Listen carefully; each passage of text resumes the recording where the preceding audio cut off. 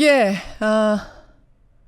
백두산으로 출발을 했습니다. 7시 27분에 평양공항에서 비행기가 떴습니다. 지금 시각이 8시 4분이니까요. 지금쯤이면 도착을 했을 걸로 보이는데 그쪽에서 들어오는 소식을 그냥 저희가 전할 수밖에 없는 상황이어서 조금 더 기다려보겠습니다. 문재인 대통령과 김정은 북한 국무위원장 9월 평양 공동선언 합의서에 어제 서명을 했죠.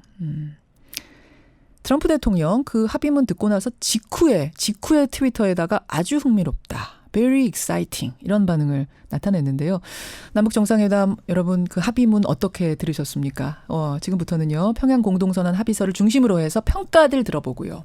앞으로의 전망 듣고요. 그리고 지금 흥미로운 포인트들이 굉장히 많았습니다. 이번에 하나하나 좀 짚어보도록 하죠. 이분들과 함께 하겠습니다. 먼저 더불어민주당 동북아 평화협력 특별위원장 맡고 계세요. 송영길 의원 스튜디오에 나와 계십니다. 어서 오십시오. 네, 안녕하십니까. 송영길입니다. 반갑습니다. 그런가 하면 뉴스쇼의 단골 손님이시죠. 남북정상회담 전문가입니다. 전문가 자문위원으로 참여도 실제로 하고 계시죠? 네, 그렇습니다. 예, 국가안보전략연구원 조성열 수석연구위원 나오셨습니다. 예, 반갑습니다. 어서 오십시오. 조성열입니다. 조 박사님. 송영길 의원님. 네. 백두산 갔다 보셨어요 혹시? 네, 다녀왔습니다. 중국으로도 다녀왔지만 북한을 통해서 다녀왔습니다. 아니 북한 쪽 루트로는 백두산 못 가는 거잖아요. 제가 평양을 간 적이 있었는데 2005년도인가요? 그때 가서 삼지연 공항에 내려가지고 지금 문재인 대통령께 가시는 그 코스를 미리 한번 가봤습니다. 아 진짜요? 아니, 사전 답사하시고 온 거예요? 그건 아니고 뭐 13년 전이니까. 13년 전에 어떻게 그쪽으로 길이 열렸었어요? 평양 초청이 있어가지고요. 가서 정치인들? 갔다가 분위기 한참 좋을 때. 네, 그렇죠. 그때 노무현 대통령 시절이니까. 거기서 이제 평양에서 고려항공을 타고 삼지연 공항에 내렸는데 삼지연이 너무 아름다워요. 그리고 그 삼지연 앞에 그 항일 투사들의 이 조각상인데 그 조각을 너무 살아있는 듯이 잘해가지고 유명한 작품이라고 그러더라고요. 그래서 삼지연 공항에 내려가지고 백두산까지는 뭘로 갑니까? 이제 버스로 갑니다. 버스 그래서 중간에 마을이 있어요. 백두산 중턱에 마을에서 이제 버스 내려가지고 이제 궤도 차량을 타고 올라가니까 지금 우리 시청자들이 김정은 위원장이 과연 문재인 대통령과 함께 올라갈 수 있을까? 걸어서 트레킹으로 단련된 특전사 출신 문재인 대통령과. 아니 왜냐하면 김정은 위원장 지난번에 판문점에서 우리가 봤잖아요. 좀 많이 걸으니까 좀 힘들어하죠. 체격 때문에 숨차는 걸 우리가 목격했기 때문에 백두산 트레킹이 과연 가능할까 하는데 궤도 차량으로 바로 궤도 차량 올라갑니다. 타고 가면 걸을 일이 많지는 않거든요. 그렇습니다. 근데 궤도 차량이 정확히 뭔지를 몰라서 제가 지금 광고 나오는 동안 송 의원한테 질문을 드렸는데 궤도 차량이 그럼 우리가 왜 스위스 뭐 알프스 산맥 이런 거 TV에 나올 때 보면 다니는 그런 철도 같은 거예요? 그런 열차는 아니고 제 기억으로는 좀 잘 표현이 안 되는데 기억이 좀 아물거리는데. 그러니까 과거에 북한에서 보면은 그러니까 전차처럼 그러니까 위에 전기선이 있는데 밑에는 이제 레일이 깔려 있는 게 아니라 차량으로 해서 이제 전원 공급을 받으면서 올라가는 것 같습니다. 아니 그런 건 아니에요. 궤도가 있어요. 조 박사님 안 갔다 와 보신 거죠? 안 갔다 와 보시고 계시고요. 비유한 건데 정확하게 궤도가 2개인지 1개인지 궤도가 있으니까. 알겠습니다. 궤도 차량은 이제 혹시 화면이 나오면 지금 화면이 아마 이게 그쪽은 생중계가 안 될 건 분명하고 취재도 어느 정도 될지 불확실하긴 합니다만 그래서 제가 뭔가 자료 화면이라도 찾게 되면 여러분들께 설명드리도록 하고요. 궤도 차량을 타고 날씨가 좋으면 천지까지 가겠다는 거잖아요. 그렇습니다. 천지 보셨어요, 송 의원님? 그럼요. 아주 그때 운이 좋아서 아주 선명하게 보였습니다. 근데 중국서 봤을 때와 장군봉 쪽에서 보니까 훨씬 더 광대하고 더 멋있더라고요. 이 전광이. 그래요. 그렇게 문재인 대통령이 가고 싶다고 했던 트레킹 해보고 싶다고 했던 북한 쪽 루트를 통한 백두산 트레킹이 오늘 이루어지는 겁니다. 그렇습니다. 날씨까지 좋으면 천지까지 보고 오는 이런 상황인데 여기까지 이제 송 의원님이 미리 사전 답사 갔다 온 그 이야기를 생생하게 들었고 저는요 조 박사님께는 이걸 좀 여쭙고 싶어요. 그러니까 이 백두산 트레킹은 일정이 없던 건데 김정은 위원장이 지금 즉흥적으로 제안을 2박 3일 기간 안에 받아들인 거다라는 게 청와대 설명이거든요. 네, 그렇습니다. 일단은 정말로 사전에 얘기가 안 된 채 갑자기 오케이가 된 건가, 약속이 잡힌 건가, 저는 약간은 의아하긴 한데. 얘기 됐죠. 얘기 됐겠죠. 일단 일정은 이제 비워놓은 건 맞고요. 그래서 우리가 어디 갈 것인가. 그러니까 간다고는 얘기가 돼 있습니다. 그런데 일반 언론 공개는 안 됐겠지만 실제로 경호 문제나 이런 것도 있기 때문에 사전에 아마 그 얘기가 됐을 거라고 봅니다. 그렇죠. 공표가 이제 임박해서 발표된 게 당연히 아닌가 돼 있었고 당연히 돼 있습니까? 대통령께서 계속 백두산 이야기를 뭐 수차례 하셨기 때문에 북에서 검토하고 또 뭐 임종석, 김여정 뭐 어떤 그런 사회에서 미리 다 준비가 됐을 거라고 봅니다. 결정적으로요. 얼마 전에 백두산 주변 도로를 다 정비했대요. 북한이. 그래서 저는 딱 그 뉴스 듣자마자 가는구나라는 생각을 사실은 어제부터 하고 있었는데 딱 맞아 떨어졌습니다. 가는 것으로. 그리고 제가 진짜 묻고 싶은 건 이거예요. 아무리 우리 쪽에서 문재인 대통령의 바람이 백두산 트레킹입니다라고 한들 김정은 위원장 북한의 이해관계가 맞지 않으면 오케이 할 이유가 없는 거 아닙니까? 도대체 어떤 이해관계가 맞아떨어졌는가? 백두산은 김정은 위원장, 김정일, 김일성 이 뭐라고 합니까? 백두 혈통이라고 그들이 부르죠. 그들에게 어떤 의미가 있는 장소인 거잖아요. 뭐가 맞아떨어진 건가? 이 부분을 질문드리고 싶었어요. 어떤 분께서 먼저? 송 의원님? 아니 두 분이 그렇게 케미가 생긴 거잖아요. 그 신뢰가 생긴 것이고 그래서 두 분이 이번에 새로운 9.19 9월 평양선언을 상징적으로 하기 위해서 백두에서 한라까지 핵무기 없고 핵 위협이 없는 세상을 만들자 이런 표현을 두 분이 다 쓰셨는데 그의 어떤 방점을 짓는 상징적 장면이 되지 않을까 생각합니다. 그러고 보면은 김정은 위원장은 어떤 결정적인 결단을 하기 전에 항상 백두산 가지 않았습니까, 조 박사님? 예, 그렇습니다. 그 실제로 이제 1957년서부터 김일성 주석이 당내 북한 내부의 문제를 해결하고 고민하고 결단할 때 백두산 등정을 시작을 했고요. 뭐 최근의 상황을 보면은 김일성 때부터였어요. 예, 그렇습니다. 김정일 국방위원장도 마찬가지고요. 최근 김정은 위원장과 관련돼서는 이제 그 장성택 고모부 장성택을 처형할 때도 그 직전에 그 백두산 등정을 했고 맞습니다. 또 이번에 이제 작년에는 12월 8일 날 그러니까 11월 29일 날 국가핵무력 완성을 선언한 이후에 아마 김정은 위원장이 핵무기 포기 결단을 내리는 과정에서도 작년 12월 8일 백두산을 등정을 했었습니다. 그래서 백두산 등정이라고 하는 것은 북한 지도부로서는 하나의 이제 일종의 구국의 결단이랄까요? 커다란 결정을 내릴 때 많이 찾는 곳이기도 합니다. 제가 아는 한 가지 더는 2016년에 5차 핵실험 직후에도 한번 갔다 왔어요. 중요한 굵직굵직한 사건들마다 김정은 위원장은 갔다 왔습니다. 그 얘기는 이번에도 이거 대단한 결단입니다라는 것을 어떤 강조하는 의미도 있는 거죠. 그렇습니다. 그러니까 남북 정상이 만나서 백두산을 같이 간다는 얘기는 이것은 이제 북한의 단독 결단뿐만이 아니라 우리 대통령과 함께하는 어떤 공동의 결단, 민족의 결단이 필요한 시점이고 이걸 상징화하기 위해서 같이 두 분이 이제 백두산 등정을 결정한 것 같습니다. 자, 지금 화면이 하나 들어왔습니다, 여러분. 화면이 지금 북한에서 들어왔습니다. 실시간은 아니고요. 시차를 조금 두고 화면이 들어오는 것 같습니다. 그러니까 조금 전에 백화원 숙소에서 평양 공항으로 가는 그 과정을 지금 화면으로 중계 화면을 보내줬는데 와, 그 공항에 내렸을 때 여러분 평양 시민들이 막 열렬하게 환호했던 거 있잖아요. 꽃 같은 거 들고 그 장면이 공항까지 가는 길 내내 쫙 양쪽으로 어마어마하네요. 쫙 펼쳐져 있고요.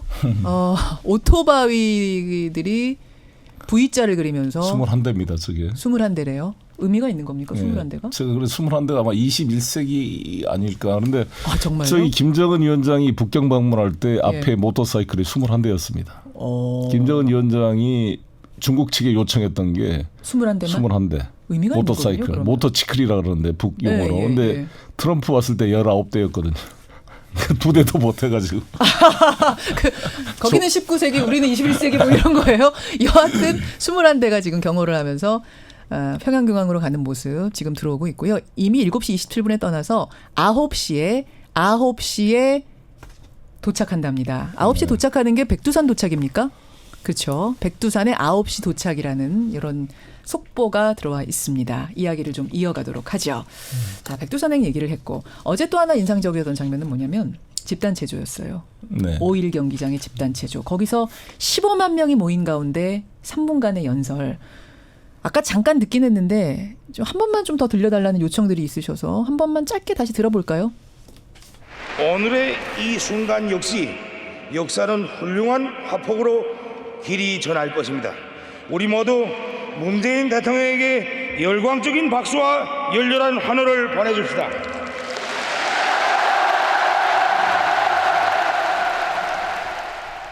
네, 이 장면 조 박사님, 우리 대통령이 북한 주민들 앞에서의 대중연설, 공개연설 처음 있는 일이죠. 예, 물론 처음입니다. 어떤 의미로 받아들이세요? 전문가 입장에선. 지금 15만 명이 이제 그 북한의 5.1 능라도 체육관에 모여가지고 우리 대통령께 이제 그 연설의 기회를 줬다는 것도 굉장히 큰 의미고요. 그리고 또 그 대통령께서 연설 내용을 보면은 어떤 우리 민족이 어떤 강인한 민족으로서 어려움을 겪고 여기까지 왔고 또 북한이 아마 제재를 의미하는 것 같은데 어려움 속에서도 크게 발전을 이뤘다. 또 북한에 대한 이제 찬사. 그거는 뭐 정권에 대한 부분이라기보다는 여기 참석한 이제 북한 주민들의 노고들의 어떤 결실이었다는 얘기를 밝힌 것 같고요. 그리고 이제 맨 마지막에는 이제 결국 민족 자주의 원칙으로 통일을 이뤄 나가자는 이제 얘기에서 아마 큰 함성과 박수가 있었던 것 같습니다. 네, 함성이 뭐 정확히 김정은 위원장이 뭐라 그랬냐면. 오늘의 이 순간 역시 역사는 훌륭한 화폭으로 길이 전할 겁니다. 우리 모두 문재인 대통령에게 열광적인 박수와 열렬한 환호를 보내줍시다. 이렇게 정확히 얘기했어요. 열광적, 열렬 두 번이나 들어갔잖아요. 그러니까 함성이 경기장이다 보니까 이게 또 15만 명이 모여서 함성을 지르다 보니까 굉장히 무서울 정도로 증폭돼가지고 대단했습니다. 아마 그 우리가 중계로 보는 그 소리보다는 현장에 있었으면 더 울림이 더 강했을 거라고 봅니다. 송영길 의원님 뭐 대중연설 많이 하는 정치인이시지만 이 정도에는 해보신 적 없으시죠? 15만. 그렇죠. 예. 이게 우리나라 잠실 이게 뭐 7만 뭐. 이 15만 우리는 수용 경기장이 없잖아요. 우리는 잠실 메인 스타디움이 7만 석이고요. 그 안에 잔디까지 다 들어차면 20만이래요. 그러니까 이게 엄청난 건데요. 거기서 저는 특별한 의미를 부여하고 싶은 게 우리 문재인 대통령께서 이 한라에서 백두까지 핵무기 없고 핵위협 없는 세상을 표현했단 말이에요. 아마 생각해 보십시오. 우리가 핵 보유 강국. 선군 정치 이렇게 핵을 그렇게 자랑하고 그걸 그 북한 체제의 통합의 어떤 상징으로 했던 나라에서 문재인 대통령께서 핵무기 없는 이 이야기를 15만 대중 앞에 공개적으로 이야기했다는 것은 지금까지 북은 중요합니다. 핵이 우리는 핵이 있기 때문에 산다라고 얘기했던 거기에다가 대고 핵 이야기에 대해서는 이미 우리 핵 보유국이기 때문에 핵 군축 회담을 했으면 했지. 비핵화는 뭐 거론하지 말아라. 그리고 우리 야당 의원들께서 지난번 4.27 판문점 선언도 김정은 위원장이 직접 육성으로 말한 게 없다. 나경원 의원을 비롯해서 많은 분들이 지적을 했습니다. 근데 이번에 김정은 위원장이 직접 육성으로 핵무기와 핵위협 없는 이야기를 했고 의미가 있는 거군요. 또 문재인 대통령께서 직접 대중 앞에서 공표한 게 저로서는 상당히 감동적이었습니다. 그러네요. 그런 의미가 있는 겁니다. 함성이 크다. 박수 소리가 컸다 이상의 엄청난 의미가 담겨있다. 마치 김정은 위원장이 육성으로 뭔가를 말한 거 우리가 굉장히 중요하게 생각하는 것처럼 문재인 대통령의 육성으로 그 부분을 주민들 앞에서 얘기했다는 건 상당한 의미가 있다. 이런 말씀. 자, 가장 중요한 합의문 부분으로 한번 들어가 보겠습니다. 합의문. 9월 평양 공동선언문. 정확한 명칭은 이렇게 됩니다. 이 합의문 부분 두 정상의 육성으로 좀 준비가 돼 있나요? 합의문 부분 준비가 돼 있습니까? 들어보죠. 조선 반도를 핵무기도 핵 위협도 없는 평화의 땅으로 만들기 위해 적극 노력해 나가기로 확약하였습니다. 김정은 위원장의 부분이 지금 나온 거네요. 그러니까 조선 반도를 뭐 핵무기 없게 만들겠다. 비핵화 지대로 만들겠다. 이 부분에 대해서는 뭐 확실한 거고. 그렇죠? 지난번에도 이미 의지는 밝혔던 거고. 저는 사실은 어디에 주목을 하냐면 이 부분입니다. 북미 간에 그러니까 핵신고가 먼저냐 종전선언이 먼저냐 여기에 대해서 김정은 위원장이 뭐라고 얘기할까가 우리가 주목했던 부분인데 여기에 대해서는 이런 워딩이 나왔죠. 여러분. 첫째. 동창리 엔진 시험장과 미사일 발사대를 유관국 전문가들의 참관하에 우선 영구적으로 폐기한다. 이렇게 말을 했고요. 둘째, 미국이 6.12 합의에 따라 상응 조치를 취한다면 영변 핵시설의 영구적 폐기와 같은 추가적인 조치를 계속 취해 나갈 용의가 있다. 이렇게 얘기를 했어요. 그러니까 이게 듣고 나니까 이거는 지금 미국이 원했던 핵신고를 정확히 하겠다는 얘기는 아닌데 하지만 또 뭔가 나간 것 같긴 하고 이걸 어떻게 해석해야 되나 갸우뚱했습니다. 송영길 의원님. 아시다시피 미국한테 가장 직접적인 유형은 ICBM입니다. 만약 북한이 대륙간 탄도탄을 개발한다는 것은 미국과 국교 관계를 수립하지 않는 적대적 국가가 미국 본토에 핵미사일을 날릴 수 있는 유일한 나라가 북한이 되는 것입니다. 시리아나 뭐 다른 데가 할 수가 없잖아요. 그렇죠.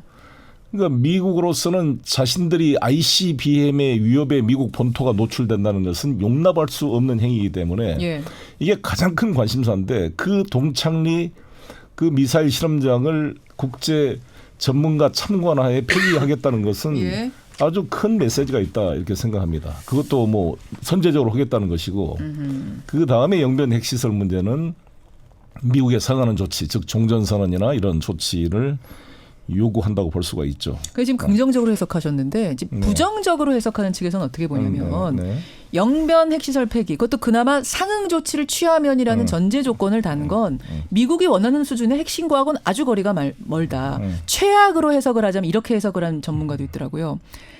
미사일하고 핵실험까지는 포기해도 우리는 핵무기 포기 못한다라는 의미다. 이렇게까지 최악으로 해석하는 경우까지 있거든요. 조 박사님. 굉장히 뛰어난 상상력인 것 같습니다. 전혀 뭐 문맥에 보면 그런 내용이 없고요. 일단 지금 첫 번째, 그러니까 비핵화 관련된 첫 번째 얘기는 미래 핵에 대한 포기를 명확하게 한 겁니다. 그러니까 핵실험이나 미사일 시험은 안 한다는 얘기는 이미 했고요. 또 실제 안 하고 있고요. 그다음에 풍계리 핵시험장 폭발을 해서 시험장 부분은 됐고 이번에는 이제 동창리 엔진 시험장과 미사일 발사대 어떤 이제 미사일 분야. 그러니까 결국 핵과 운반 수단인 미사일 분야가 모두 다 성능을 향상시키는 이런 노력은 하지 않고 또 미국을 겨냥한 위협을 하지 않겠다. 그래서 미래의 핵을 이제 제거했습니다. 최종 합의했고요. 다음에 이제 두 번째 항은 이른바 이제 현재 핵과 관련된 부분인데 현재 가동하고 있는 영변에서 핵시설들 이 부분들에 대해서 이제 폐기를 하겠다는 것이고요. 여기에 대해서 이제 상응 조치 때문에 문제 삼는 거는 지극히 그 비전문가적인 얘기라고 생각합니다. 근데 상응 조치가 있다면 이걸 어떻게 해석들 하냐면 종전 선언을 해준다면 미국 먼저 해라 이 얘기를 한 거다. 뭐 이런 해석들 나오던데. 그거는 뭐 그렇지 않습니다. 아니에요? 그러니까 9.1 공동성명에도 보면 상호 조율된 조치를 취하도록 돼 있고요. 이미 이제 미국이 포함된 합의문에도 상호 조율된 조치라는 표현이 있습니다. 그리고 이번 6월 12일 센토사 북미 공동성명에도 보면은 세 가지를 동시행동적으로 하기로 돼 있거든요. 첫째가 북미 관계 개선, 그러니까 새로운 북미 관계라는 표현이 돼 있죠. 두 번째는 한반도 평화 체제, 세 번째가 이제 한반도 비핵화입니다. 이 부분이 어느 것이 끝나야 되는 것이 아니라 동시행동적으로 된다는 얘기를 했고, 이 부분은 이제 지난 7월 7일 날 북한 외분성 대변인이 이제 폼페이오에 대해서 이제 날강도적인 망발이라고 얘기했을 때 그 다음 날 도쿄에서 한미일 외무장관들이 모여서 회의를 했습니다. 이때 이제 폼페이오 국무장관이 기자들하고 답변하면서 얘기를 했는데 이 부분을 확인했습니다. 북한이 지적한 세 가지를 이제 동시행동을 하는 것은 맞다. 그래서 비핵화라고 하는 것은 거기 상응하는 관계 정상화와 평화 체제 관련된 부분을 얘기해야만 되는 것이고요. 관계 개선이라고 하는 것은 이제 연락사무소라든지 대사급 외교 관계를 얘기하는 것이고, 평화 체제라고 하는 것은 그 출발점으로 종전 선언입니다. 그래서 사실은 이런 부분들이 선후 관계의 문제는 아니고요.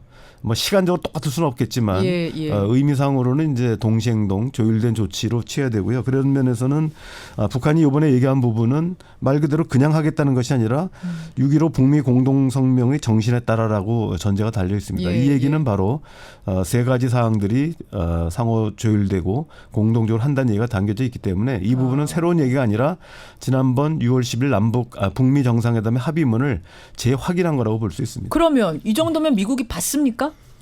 송 의원님? 저는 미국이 받을 수 있고 그렇게 하도록 우리가 노력을 해야 된다고 보는데. 근데 이 선언문을 조건만으로 봤을 땐 미국이 원하는 그 조건을 충족하진 않잖아요. 아니 그러니까 이제 실제로 이 합의문에 포함되지 않는 내용을 충분히 김정은 위원장과 문재인 대통령이 당연히 대화를 나눴으리라고 생각하고요.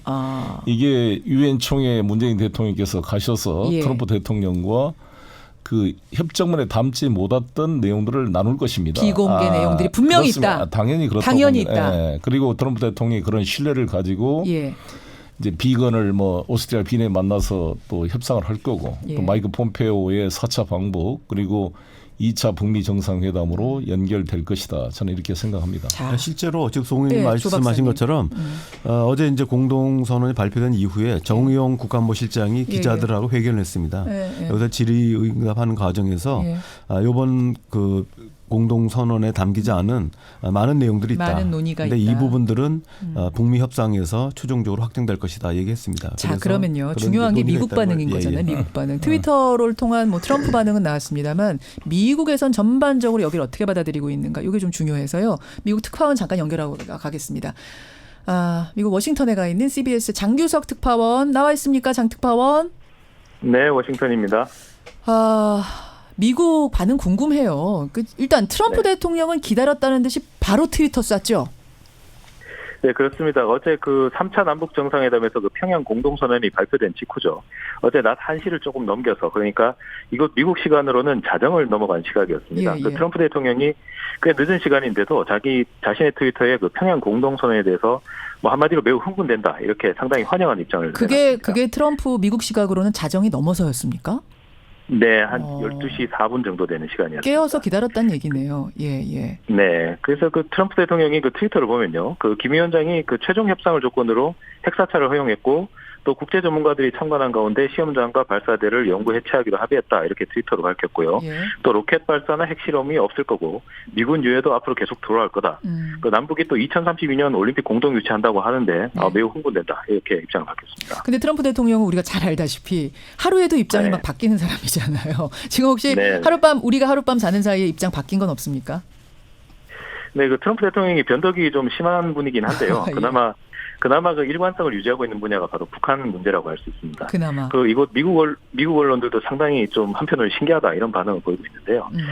우리 시간으로 어제 밤이죠. 그 트럼프 대통령이 허리케인 피해 지역을 방문하러 이렇게 백악관에서 헬기를 타러 가는 도중에 또 기자들과 짧게 문답을 했습니다. 여기서도 트럼프 대통령은 한국과 북한으로부터 좋은 소식이 있다. 아주 훌륭한 응답을 받았다.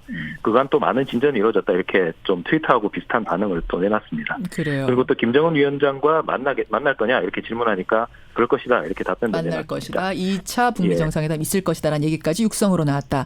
저는 궁금한 게 미국 언론들 반응입니다. 그러니까 트럼프 대통령은 뭐 자기의 중간 선거도 있고 정치적으로 고려할 게 많은 사람이라는 걸 우리가 감안하고 들어야 되는데 그렇습니다. 언론은 보다 냉철한 반응들을 내놨을 것 같아요. 어떻습니까? 네, 사실 어제 평양 공동선언이 발표된 직후에 미국 언론의 평가가 조금 엇갈린 모습을 보였습니다. 그러니까 뉴욕타임즈 같은 경우는 김정은 위원장이 육성으로 비핵화 의지를 밝힌 건 처음이다 이렇게 평가를 했는데 반면에 워싱턴 포스트 같은 경우는 비핵화 관련해서는 구체성이 좀 떨어지는 게 아니냐. 그러니까 미국이 원하는 수준의 비핵화 조치가 나오진 않았다 이런 분석을 내놨습니다.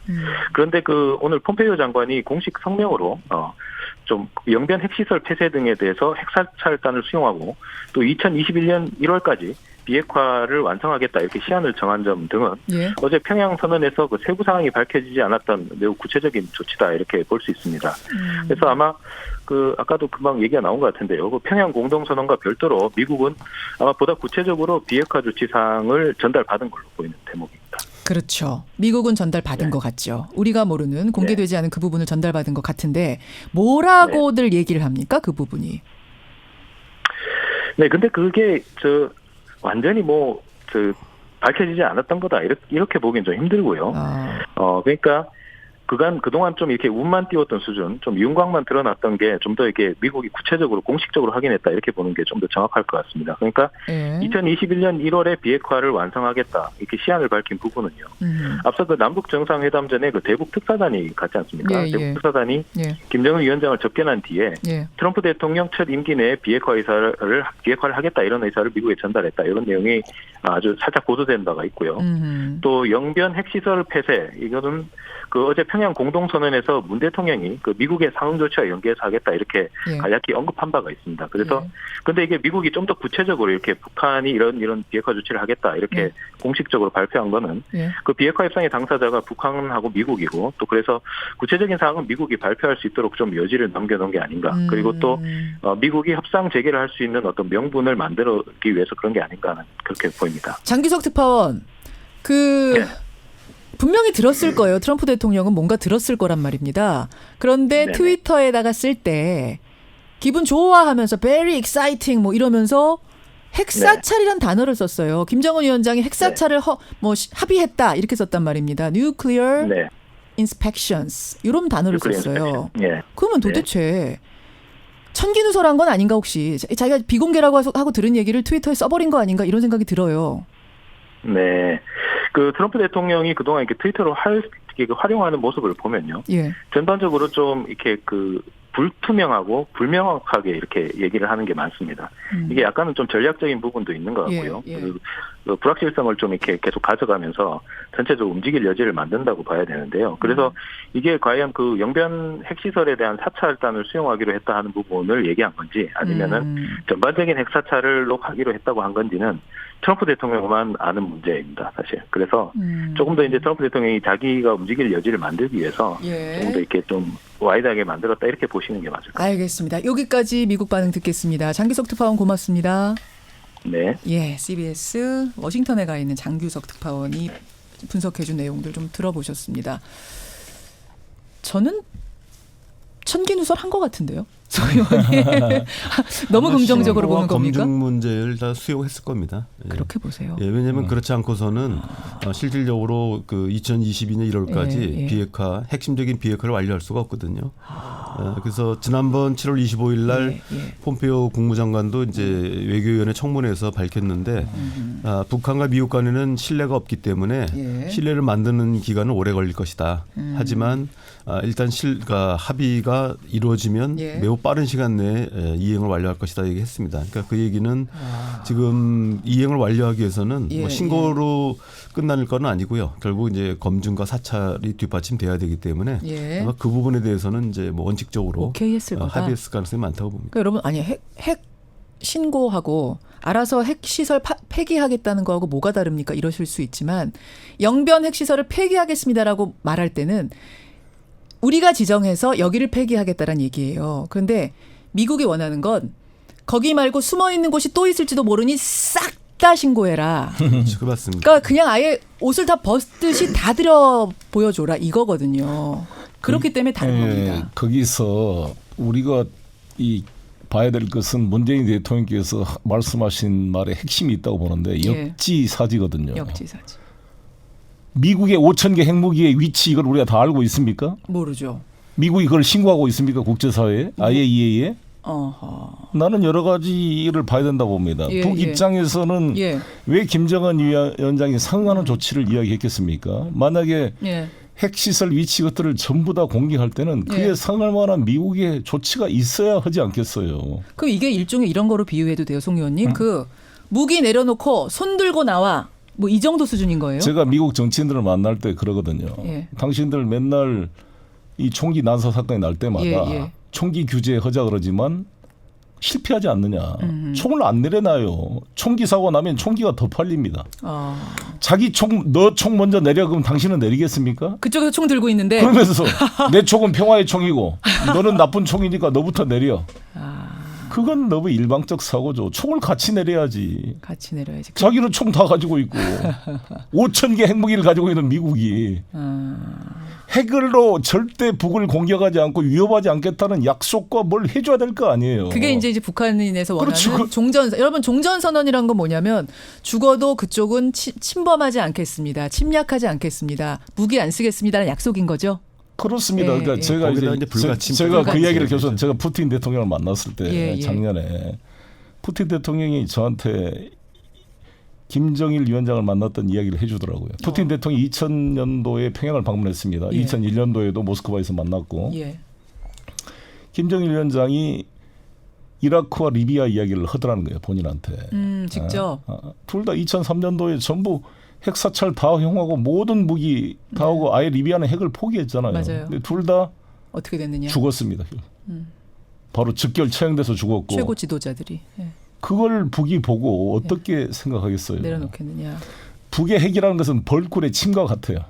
한 번 쏘면 끝입니다. 만약에 북이 핵이나 군사적 도발을 우리 대한민국을 향해나 미국한테 했다는 순간 그것은 자살 행위가 되는 거기 때문에 자기도 죽는. 벌은 벌꿀의 그 침을 자기 집이 침범 나갈 때 최후의 카드로 쓰는 거잖아요. 그렇죠. 그냥 공격용으로 쓰는 게 아니라. 그러고 죽어버리는 거죠. 이미 사망이죠 그때는. 그렇기 때문에 하나밖에 없는 침을 포기하려면 모든 안전 보장의 담보를 받으려 하지 않겠어요. 아니 우리 박정희 대통령이 카터가 미군 철수한다 그러니까 그거를 못 견뎌서 핵을 개발을 시작한 거 아닙니까? 이게 우리나라 보수적인 분들한테 이야기를 해요. 제가 역지사지로 박정희 대통령이 핵무기를 왜 개발을 했겠느냐. 우리도 마찬가지잖아요. 미국이 우리가 핵우산을 제공하고 있기 때문에 우리가 핵을 개발하지 않고 있는 거잖아요. 그런데 북은 지금 북에 중국 군대가 있습니까? 러시아 군대가 있습니까? 알겠습니다. 중국이나 러시아가 핵우산을 제공하고 있습니까? 오로지 자기들은 자기들 힘으로 자기들 국가 안보를 지킨다 하고 있는데 마지막 카드를 정확한 담보를 받고 포기하려고 하겠죠. 근데 지금 청취자 문자 중에 너무 북한만 지금 대변하시는 거 아닙니까? 이런 얘기가 나오기 때문에 제가 한번 질문 드릴게요.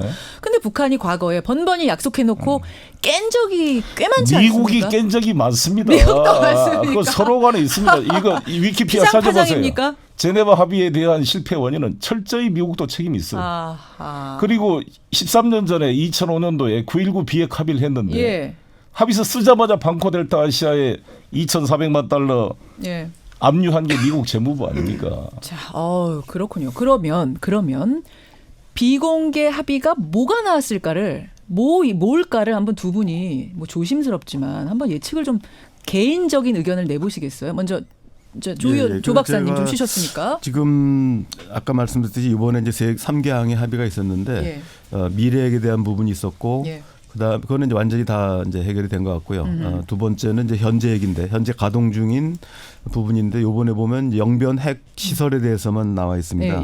근데 지금 북한이 이제 그 플루토늄 시설 외에도 우라늄 농축 시설을 가지고 있는 걸로 의심하고 비밀리에 있는데 뭐가 있을 거라고 북한도 보는 뭐건 거죠. 알고 있고요. 시인한 적이 있고 그래서 2010년도 10월달에 지그프리드 해커 박사가 이제 방문해서 확인한 바가 있습니다. 영변에서. 그래서 그때 북한이 공개한 거는 약 2천여 개 정도의 원심 분리기였거든요. 근데 미국이 추정하는 것은 8천여 개 내지는 12,000개 정도를 보고 있습니다. 그래서 이 부분을 본다면 그 다음에 이제 미국이 우려하는 핵무력 부분, 핵탄두라든지 ICBM, SLBM 같은 경우가 언급이 안 돼 있습니다. 근데 이 부분은 이제 북한이 계속 얘기하지만 핵무력 부분은 한국을 위협하려는 게 아니고 북미 간에 협상할 문제라고 얘기하고 있습니다. 그런 면에서 본다면 현재에게 다루지 않았던 일부 부분은 아마 북미 협상으로 넘어갈 거라고 보고요. 또 마침 이제 아까도 언급이 됐습니다만은 폼페이오 국무장관이 성명을 통해서 지금 이제 지금 빈에서 북한과 미국과의 접촉 그리고 뉴욕에서 리용호 외무상과 이제 접촉을 예정됐다 얘기하고 있습니다. 그래서 아마 이 부분들은 북미 간에 지금 미진한 부분, 미진했다기보다는 이제 남북의 역할과 북미 역할을 구분해서 북미 역할은 이제 뒤에 얘기될 것 같습니다. 이 정도 보면 돼요. 그럼 트랙 위에 문재인 대통령이 떨어졌던 공을 다시 올리고 그 공을 미국에게 넘겨주는 것까지 했다. 아니 그뿐만 아니라 우리와 실천적 조치의 일부는 이제 한국과 합의를 통해서 우리가 할 수 있는 건 한 거고. 자, 송 의원님의 조심스러운 비공개 부분에 대한 추측. 저는 트럼프 대통령이 만족감을 표시하고 다시 북미 정상 만나겠다는 의사 표시를 했습니다. 이미 이런 것의 상황을 문재인 대통령께서 준비해서 갔다고 봅니다. 그래서 정말 성공적이라고 생각이 들고요. 두 정상이 만나서 실질적인 북한의 핵시설 신고와 사찰 수용의 문제와 함께 바로 동시는 아니든 간에 그에 상하는 조치가 미국서 반드시 준비될 거라고 봅니다. 그렇게 돼야 이게 발전한 거 아니겠습니까? 그래서 저는 종전선언이나 앞으로 이제 구체적인 남북미 상호 간의 어떤 평화협정 체결로 가기 위한 그런 준비 작업이 되면서 되고 저는 제가 생각하는 제안은 뭐냐면 닉슨이 중국을 방문할 때 72년도인데 미중 간의 국교가 수립된 건 79년이었습니다. 7년의 시간이 걸렸어요. 그 기간 동안 북경과 워싱턴에 미중 연락 사무소를 설치해서 대사관 기능을 대신했습니다. 그렇죠. 그래서 저는 지금 평양과 워싱턴에 저는 북미 간의 연락 사무소를 설치해야 한다고 봅니다. 국교 정상화 이전에 그러한 상한한 신뢰 조치가 되면서 긴밀하게 상호 협력하면서 저는 비핵화가 진전될 수 있게 되고 또 그렇게 만들어야 된다 이렇게 생각합니다. 북미 2차 정상회담 열린다? 열린다. 봅니다. 열린다. 예. 그 다음에 김정은 위원장 서울 온다. 이런 순서? 서울 오고 미국 방문하고. 그럼 서울 먼저예요? 북미 먼저예요? 저는 저 생각은 10월 중 11월 중간 선거 전에 북미 정상회담이 저는 열렸으면 하는 바람이고. 중간 선거 전이에요? 네, 그럴 가능성도 있다고 봅니다. 그럴 정신이 있을까요? 글쎄 매우 바쁜 시간이지만 그럴 거라고 저는 보시고. 진전 속도에 따라 가능하다고 봅니다. 네, 조 박사님. 저는 저도 그 가능성은 이제 있고요. 다만 이제 지금 얘기하신 것처럼 결국 그렇게 되면 이제 김정은 위원장이 워싱턴을 방문하는 형태가 될 거라고 보고요. 그 과정에서 성과가 있을 수 있고 만약에 이제 그렇지 않더라도 중간 선거 이후에 김정은 위원장의 이제 워싱턴 방문이 가능하다고 봅니다. 자, 여러분, 오늘 이렇게 뜨거운 해석이었습니다. 해설이었고 뭐 아직 우리가 뚜껑을 다 열고 본 건 아니지만 이 두 분의 이런 의견들을 바탕으로 해서 앞으로의 흐름들을 전망해가고 분석해간다면 훨씬 바른 길잡이가 될 것 같습니다. 오늘 두 분 스튜디오에 직접 나와주셨어요. 일찍. 고맙습니다. 송영길 의원 백두산 갔다 오신 거 부럽네요. 네, 다 같이 가게 될 날이 그러니까 저도 북쪽 루트로 궤도 차량 그거 한번 타보고 싶어요. 조 박사님 같이 가시죠. 예, 좋습니다. 고맙습니다. 네, 감사합니다. 더불어민주당 송영길 의원 그리고 국가안보전략연구원 조성열 수석연구위원이었습니다.